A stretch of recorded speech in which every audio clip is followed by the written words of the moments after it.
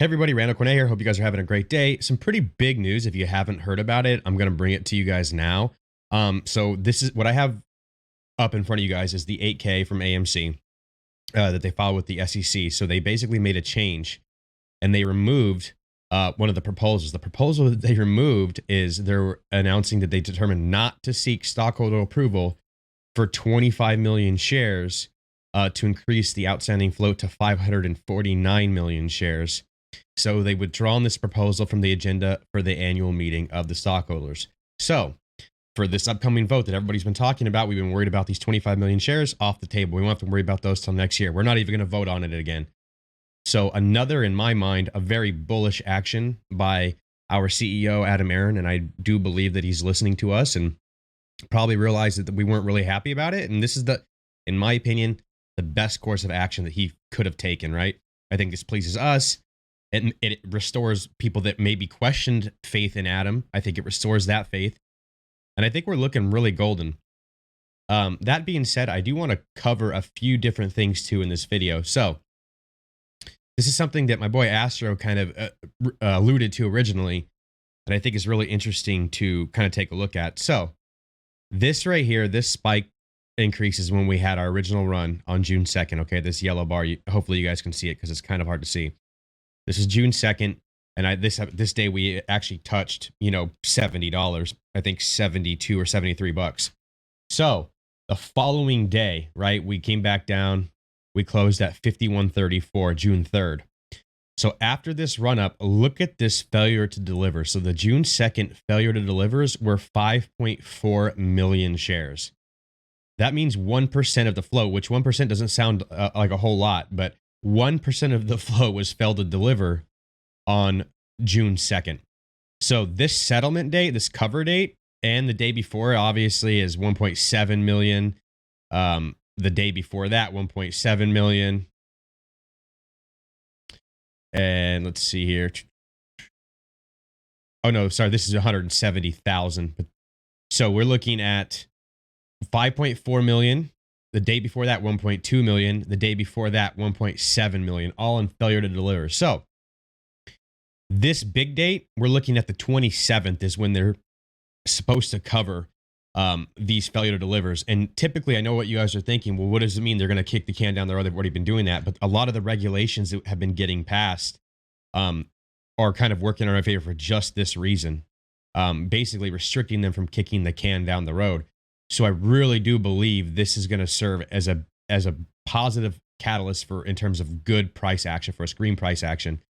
So that's a date that I'm looking for.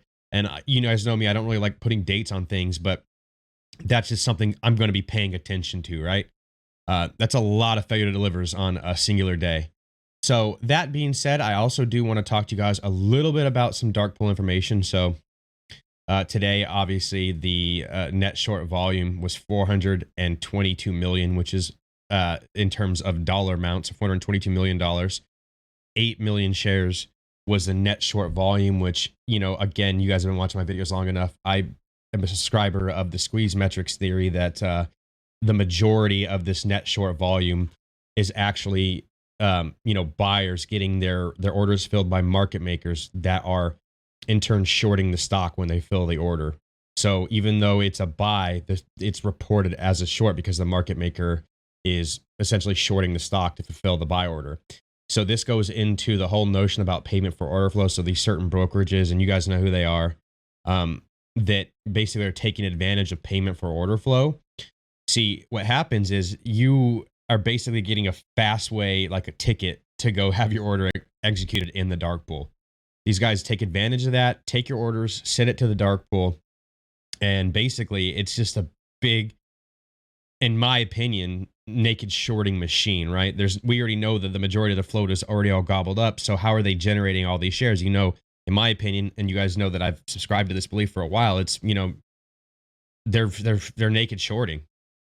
And in my opinion, so you have your orders getting routed here. They naked short the stock. You get your certificate saying that you own a share, right? Whatever. But then the shenanigans that follow up in the dark pool, they take those shares that the market maker created, bring them back to the lit exchanges, and the shenanigans begin, instant selling pressure, et cetera, et cetera. So one thing I do want to talk about, though, even we had negative price action today, and people sometimes, and I had questions about that, which is why I'm bringing this up again, because I have done a video on this before. But if we're talking about, so today we were on the short sell restriction list. So if you don't know what that is, I'm just going to read it to you. The SSR does not restrict shorting of the stock. It only does not allow shorting when the last trading price was already going down. So we were in an SSR effect today. So without the SSR in effect, a shorter could do sell on a downtick, sell again, on a downtick, sell again, on a downtick, sell again, and so forth and so forth, basically creating a vacuum of negative price action when this rule is not in effect, right? But when the rule is in effect, you can only short the stock should the stock be on an uptick, okay? So when is an SSR triggered? All stocks traded on the NYSE are automatically eligible to be put on the short sell restriction list. The rules when the SSR becomes effective are it must happen during regular trading hours, the reference price using the closing price of the previous day, and the price should drop below 10% of the reference price. So using GameStop as an example, let's say GameStop closes at $120. If the next day the price drops below to, let's say, $108, the SSR becomes effective. So this usually has been glorified by people, and sometimes there is some positive price action after it's said and done. I mean, it is a good rule. It does help us. But what I want to highlight is how these guys are really playing this, right? So look at these numbers. So we were on the SSR list on the 2nd. We were on it today. Today, this number is not as big as it was on the 2nd, but the volume wasn't as much either, right? So when we are on SSR, you will see generally larger upticks in this short exempt volume. Like, look at these previous days leading up, and then boom, we hit SSR, and then you've seen a spike in the short exempt volume. So remember that there's ties between the hedge funds that we're fighting and the market makers. Sometimes they're acting as both parties, right? Or connected in a way, which in my opinion should be illegal, but that's a whole other story, right? So we're looking at this uptick, on SSR. And so let's look at the short, basically the short exempt rule, okay? So the short exempt rule refers to a short sell order exempted from the uptick rule regulation. So exempted from the uptick rule regulation that we just spoke on previously. So when SSR is in effect, the only way that you can short the stock is on an uptick. When a stock is short exempt on behalf of the market maker, they're exempted from following this uptick rule, okay? And it says the current implementation of this rule contains a modified version is what is known as the uptick rule. The current regulation allows for a comparatively small number of restrictions, and within those restrictions are even smaller fractions of exceptions to that rule. These exceptions are intended to allow brokers to best serve their customers in panicked markets. Okay, so here's the key takeaways.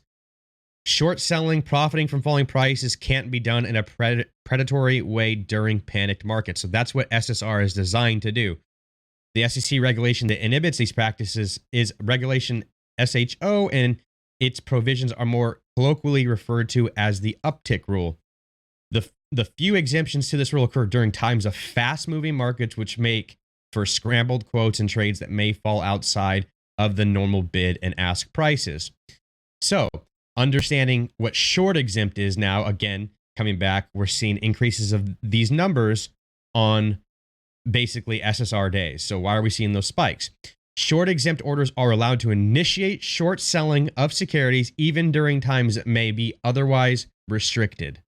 These are statistically very rare, and most retail traders would not experience the effects of these restrictions or their exemptions because the modified uptick rule only kicks in under extreme circumstances, and the exemption to this rule occurs in only very rare cases within those extreme circumstances. So, again, they're saying this is a very rare case when you're seeing the short exempt volume, et cetera, going on, and them not following the rules. But that's what AMC and GameStop are, very unique and rare situations. Moving on, so though rare exceptions in panic markets, so we've already classified we're in a quote unquote, according to this documentation, we're in a panic market, and this is a rare exception, which is why they're taking advantage of the basically short exempt rules. So that's where we're at right now. Though the SEC oversees brokers who issue short sell orders, they do not execute regularly scheduled audits or required regularly filed reports by brokers. Again, they do not execute regularly scheduled audits or required regularly filed reports by brokers. So, no, in my opinion, if they're overseeing it, but they don't They don't do any audits. They don't ask for like, reports that are coming in on a constant basis. Instead, the SEC expects broker dealers to be self-regulating by maintaining their own records, which are subject to an audit at any time. With this in mind, broker dealers are required to document their policies for how they mark orders as exempt, and if audited, provide evidence that they have followed their documented policies and procedures. So they're saying, in my opinion, if we come and audit you and we see some crazy shit going on, as long as you guys are following the rules that you guys wrote, we're good. That's like, to me is absolutely crazy. So we know that market makers can participate in shorting, can avoid the SSR rule, and nobody's having any oversight over this. Broker dealers therefore mark an order short exempt if they believe it qualifies for an exception. If they believe it qualifies for an exception. The primary exception is a use of non-standard pricing quotes for trade execution. That means that the price comes in outside of the NBBO. They can initiate a short sell order that they judge, again, keyword judge, would have qualified as an uptick in more orderly markets.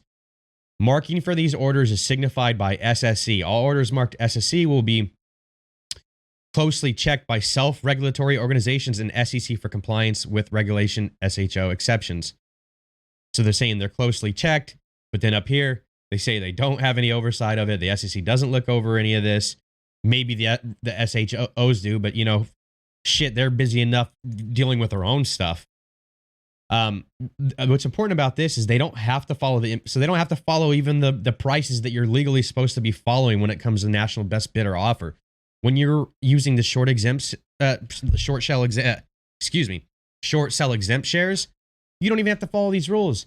It's absolutely nuts.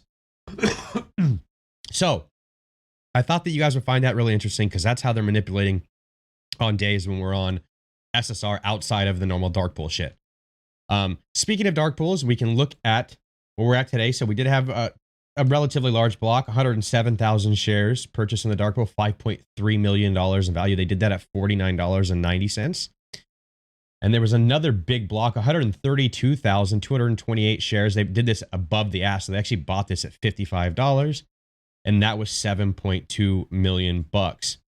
Looking at the actual options chain here, we do see some big numbers, like 145. Somebody put $54,000 on an August 20, 145 call, $100 call, July 16th at $14,000. Let's see here, $65 call, 400K. That was August 20th. So there's almost $500,000 on that call. And then right here, there was a lot loading up at the 71. So June 9th, $71 strike, 14,000, 12,000, 14, 76,000. Oh, this is a $54 strike, actually. 71, 31K, 12K, 20K, 18K, 19K, 10K. So this 71 on June 9th is heating up. And then obviously, just being transparent with you guys, there was a put here, $47.50. When it's yellow, that means that this single order exceeded the whole entire open interest. So this person basically exceeded the open interest that was previously on the contract with just this order alone. For obviously June 16th, $47.50. So that's a little bit of the options chain here. So on the inverse here, June 16th, $53 somebody bought. They spent $376,000 here, exceeded the whole open interest, and this was a call at $53 strike, and that is expiring on the 16th. Moving to the dark pool data for the day, 60% of the overall volume was done in the dark pool, and I think until that number gets down, that's, in my opinion, the dark pool is the biggest anchor that we have to the squeeze and how they're playing that. Which is unfortunate. And I know the question is going to be, well, how do we stop that? I think the regulations and rules is going to make it too hard. I even expect a little bit of, because the short volume is drying up, the volume's drying up a little bit in the dark pool. I expect them to let the lit markets even potentially run for a few days, gather some liquidity, take advantage of that payment to order flow, and send everything back into the dark pool with some fresh new liquidity. and they can start their shorting again. But eventually the failure to deliver is piling up. These rulings that are not going to allow them to open new doors to escape from, I think is really tightening the noose. So there was 31 million shares traded in the dark pool today. Really absolutely crazy. If we want to look at the historical data now, so check this out. The actual options change. So 60% of the options were called today. 39% of them were puts. So we're looking very strong there as well.